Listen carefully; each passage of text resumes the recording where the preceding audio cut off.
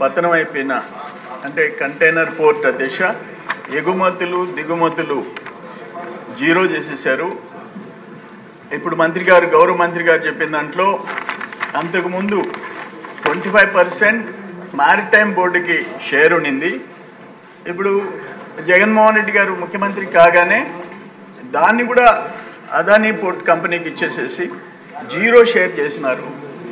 But దీని విషయం ఒక్క నిమిషంలో 1996లో చంద్రబాబు నాయుడు గారు మా నాయకుడు ముఖ్యమంత్రిగా ఆ రోజు శంకుస్థాపన చేయటం, నేను ఆ రోజు ఎమ్మెల్యేగా ఉండటం, నాట్కో కంపెనీ నుంచి 2004లో సివిరావు గారు నవయుగ కంపెనీ తీసుకోవటం, చాలా ఫాస్ట్గా దాన్ని గ్రోత్ సాధించటం.